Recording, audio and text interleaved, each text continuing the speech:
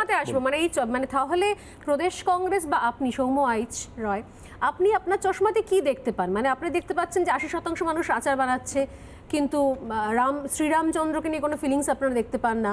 আপনারা টাকা হিসেবে দেখতে পান আম্বানি আদানি, কিন্তু রাহুল গান্ধীর যে বৈভাবে সম্পূর্ণ যে বাস নিয়ে আলোচনা হচ্ছে, শিরোনামে হচ্ছে, সেইটা আপনি দেখতে পান না।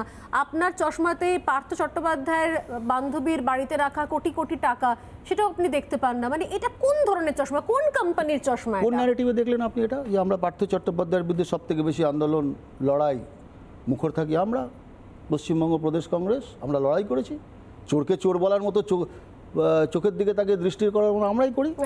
এমন লড়াই যে সেখানে এসে প্রত্যেক মুহূর্তে আপনাদের হাইকমান্ডকে বন্ধুত্বের হাত বাড়াতে হচ্ছে। মমতা বন্দ্যোপাধ্যায়ের হাইকমান্ডটা কি? আপনি যার কথা বলছেন তার থেকে অনেক বড় নেতা অধীর রঞ্জন চৌধুরী, সিডব্লিউসি মেম্বার। আপনার তার কথা মনে হয় না? না, আপনার মনে হচ্ছে রাহুল গান্ধী থেকে অধীর রঞ্জন চৌধুরী বড় নেতা? কেন, রাহুল গান্ধী কোথাও বলেছে নাকি জয়রাম রমেশের থেকে অধীর রঞ্জন চৌধুরী বড় নেতা? অ্যাবসলিউটলি, আপনার জানা নেই। রাহুল গান্ধী, তাহলে রাহুল গান্ধীর নেতৃত্বে যাত্রা কেন? অধীর রঞ্জন চৌধুরী বা খার্গের নেতৃত্বে হতে পারে? অসুবিধা কোথায় হলো? না, বড় নেতার নেতৃত্বে হবে তো। বড় নেতার নেতৃত্বে তো হচ্ছে। কোথায় হচ্ছে? রাহুল গান্ধী অল ইন্ডিয়াতে আমাদের সর্ববড় নেতা। রাহুল গান্ধী কোথায় বলেছে? তাহলে অধীর চৌধুরী বড় না রাহুল গান্ধী বড়? সেটা তো আপনি বলতে পারবেন পরিবারের জোরে, যেটা বিজেপি করেছে 63। আমি ঠিক এই জায়গাতে বলছি, প্রশ্নের উত্তর যদি আপনি না দিতে দেন তাহলে আমি প্রশ্ন নেব না। জিনিস অ্যাড করছি না, প্রশ্ন নেব না। সেটা হলো অধীর চৌধুরীকে আপনি এত কথা বললেন, এত বড় স্ট্রং একটা ব্র্যান্ড, একটা লিডারশিপ। অধীর চৌধুরী কিন্তু আলটিমেটলি কোটাল হয়ে থেকে যাবেন। প্রথম প্রশ্নটা ভুলে গেলেন। রাজপুত্র হতে পারবে না, রাজা হতে পারবেন না। প্রথম প্রশ্নটা ভুলে গেলেন। রাজা কি একমাত্র গান্ধী ছাড়া কেউ হতে পারে না? ঠিক যেমন মানে সৌম্য আইচ রায় কোনোদিন কি কংগ্রেস সভাপতি হতে পারবে? ঠিক যেমন 63% মানুষ পার্লামেন্টে এই বিজেপি সরকারের সব বংশবাদের ফসল।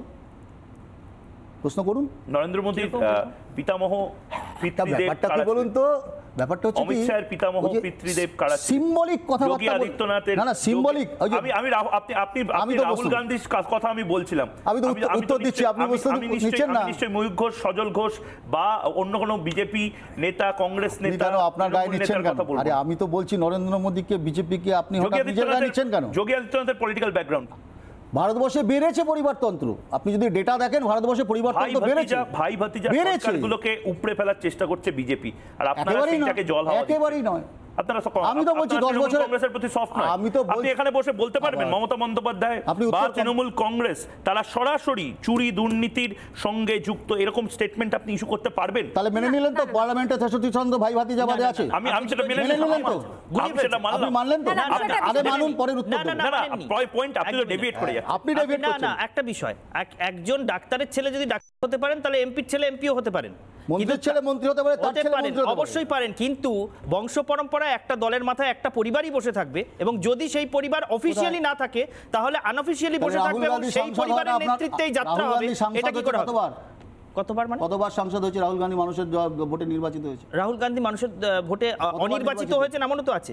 আমেঠির মতন গড় যেখানে রাহুল গান্ধী হেরে ফিরে গেছেন, ভুলে যাবেন না, আবার জিতে এসেছে আমেঠি। তাহলে আমেঠিতে জিতে এসেছেন আপনি। এই তো ব্যাপারটা কি বলতো, আপনাদের উত্তর শোনার ধৈর্য নেই, কারণ আপনারা এজেন্ডা সুইচ করে প্রশ্ন করছেন। আমি যখন উত্তর দিচ্ছি না, রাজনীতিকে ছেড়ে রাজনীতি খাওয়া আর একটা দলের নিয়ন্ত্রণ, না তাহলে উত্তর দেব না, তাহলে উত্তর দেব না, উত্তর দেব না। আপনি যদি উত্তর শোনার ধৈর্য না থাকে উত্তর দেব না। আপনি প্রশ্ন শোনার ধৈর্য নেই, তার কারণ আপনি বলছেন বংশবাদের ফসল, আপনি মানতে চাইছেন না। আমি যখন বলছি রাহুল, আপনি বলছেন এমপিরা জিতে এসেছে, আমি বলছি রাহুল গান্ধী কবে জিতেছে। দুটো বিষয় মিলিয়ে দিচ্ছেন। আপনি জানেন, তার মানে আপনি জানেন, তার মানে আপনি জানেন, যে বংশবাদের ফসল 63 সালে পার্লামেন্টে আপনার এখানে দুর্বলতা আছে, তাই আপনি প্রশ্নটাই শুনছেন না। বিজেপির হাতেই বেড়েছে, আপনি জানেন, শুনছেন না, আপনি জানেন, আপনি শুনতে চাইছেন না। আপনি প্রশ্ন শুনছেন না। আমি বলছি তো আপনাকে, আপনি প্রমাণ করুন। আপনি বলছেন না, আপনি প্রমাণ করুন। এর থেকে বড় 10 বছরে সবথেকে বেশি ভারতবর্ষের স্বাধীনতার পরে বংশবাদ বেড়েছে।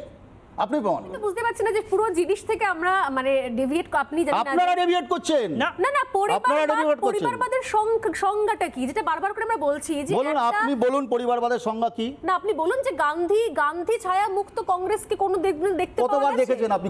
কতজন গান্ধী ভারতবর্ষের প্রেসিডেন্ট হয়েছে? শুধু প্রেসিডেন্ট দেন, নিয়ন্ত্রণ করাতে হয়েছে প্রধানমন্ত্রী। প্রধানমন্ত্রী কি শুধু বংশবাদ দিয়ে হয়েছে নাকি? তাছাড়া কি? কে বলেছে আপনাকে? আবার কি কোন ইতিহাস বইতে পড়েছেন? একমাত্র প্রধানমন্ত্রী। কোন ইতিহাস বইতে পড়েছেন? পার্লামেন্টে জিতে প্রধানমন্ত্রী হয়েছেন। দাঁড়ান, গান্ধী ছায়া দাঁড়া, এবার তাহলে একটু শুনুন। গান্ধী পরিবারের ছায়ামুক্ত প্রধানমন্ত্রী একজন হয়েছিলেন, পিভি নরসিমহা রাও, যাকে কিছুদিন আগে আপনাদের সেন্ট্রাল লিডার, অত্যন্ত প্রমিনেন্ট, তিনি বলে দিয়েছেন যে উনি হচ্ছেন প্রথম বিজেপি প্রধানমন্ত্রী। নরসিমহা রাওকে বিজেপি তকমা দিতে ছাড়েননি আপনারা। সব মানুষ নির্বাচিত করে প্রধানমন্ত্রী বলেছেন করেছে, কি আপনার বলেননি? আমার দয়া ডাউনলোড করে বলেছেন কি প্রধানমন্ত্রী হয়নি, বলেননি? আপনি ছেড়ে দিন। বলেছেন কি বলেননি? আপনি ছেড়ে দিন। মণিশঙ্কর আইয়ার কি বলেছেন? আপনি ছেড়ে দিন। বলেছেন কি বলেননি? ধর্মেন্দ্র প্রধান কোথাকার মন্ত্রী আরে কিভাবে হয়েছে? বলেছেন কি বলেননি? আচ্ছা, ধর্মেন্দ্র প্রধান কোথা থেকে এলো? কিছুতেই গুগল উত্তর থেকে দেবেন না। ডাউনলোড করে এসেছে নাকি? অদ্ভুত কথা। না, আপনি বলুন। উত্তর দিচ্ছেন না তো। আপনি তো উত্তর দিতে নরসিমহা রাওকে আপনি বিজেপি আরএসএস বলছেন কেন? আরে ছেড়ে গান্ধী দিন। পরিবারের ছায়ামুক্ত সেটা আমাদের ব্যাপার, আমরা বুঝবো, আমরা প্রধানমন্ত্রী করেছি। প্রধানমন্ত্রী আপনাদের ব্যাপার। আরে আবার বলছেন উল্টো কথা, ভোটে জিতে প্রধানমন্ত্রী হয়েছে, আপনার দয়া নয়। সৌম্যদা রাহুল গান্ধী নয়, ভারতবর্ষের যে কটা কংগ্রেসের প্রধানমন্ত্রী, প্রথম কথা হচ্ছে কংগ্রেসের প্রেসিডেন্ট করেছেন, আপনি বলছেন উত্তর নিচ্ছেন না। গান্ধী পরিবারের আমি বলছি দয়ায় কজন নরসিমহা হয়েছিলেন? আমি বলছি গান্ধী কজন, পরিবারের কজন? দয়ায় গান্ধী- নরসিমহা রাও হয়েছিলেন? ভারতবর্ষের কজন হয়েছিলেন কি? এক মিনিট উত্তর শোনার চেষ্টা করুন, কথার মধ্যে কথা বলবেন না। আপনি তো উত্তরটা দিচ্ছেনই না, কোনটা আমি চলে শুনবো? যাচ্ছি, আমি লেভেল করে দিচ্ছি। No, this is not the fair, this is not fair. আপনি উত্তর দিতে দিচ্ছেন না। চলবে আপনি কেন বলছেন না ভারতবর্ষের? আপনি বললেন প্রথমে প্রেসিডেন্ট কজন হয়েছে, আমি বলছি কতজন প্রেসিডেন্ট হয়েছে ভারতবর্ষের কংগ্রেসের, তার মধ্যে কতজন গান্ধী ছিল? আপনি কোন কোশ্চেনে চলে যাচ্ছেন? কতজন গান্ধী ছিল? বলুন এটা কি কতজন? প্রেসিডেন্ট নিয়োগ?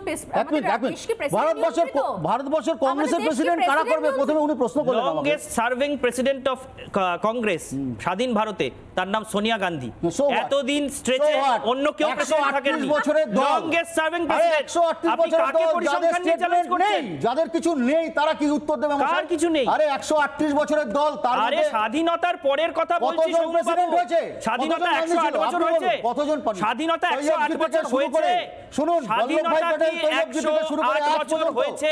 সোনিয়া গান্ধী কি করে ভারতবর্ষের প্রেসিডেন্ট? না, না, কংগ্রেসের সোনিয়া গান্ধী প্রেসিডেন্ট কি করে কজন প্রেসিডেন্ট বংশবাদ থেকে এসেছে? আপনি বলুন। সোনিয়া, ও তো সেটাই বলছে, আপনি সোনিয়া বলুন গান্ধী কি করে সবাই প্রেসিডেন্ট ভুল হলেন? কথা বলছেন, কি ভুল কথা মিথ্যে বলছেন? কথা বলছেন আপনি, কোনটা আপনি মিথ্যে ভুল কথা কথা? বলছেন, আপনি ডিরাইভ আরে করছেন। স্বাধীন ভারতের কথা বলা স্বাধীন হচ্ছে। ভারতে কংগ্রেসের প্রেসিডেন্ট, স্বাধীনোত্তর ভারত, পূর্ব স্বাধীন ভারতের কংগ্রেসের কতজন প্রেসিডেন্ট বংশবাদ থেকে এসেছে? আপনি বলুন। কতজন এসেছে? বলুন নেহেরু আপনি। এসছে, আপনি বলুন। নেহেরু এসছেন, বলুন। রাজীব গান্ধী এসছেন, বলুন। ইন্দিরা গান্ধী এসছেন, তারপর বলুন। সোনিয়া গান্ধী এসছেন, তারপর বলুন। রাহুল গান্ধী এসছেন, তারপর কি? আর কতজন আসবে? কতজন প্রেসিডেন্ট আর হয়েছে কতজন কংগ্রেসের? আসবে?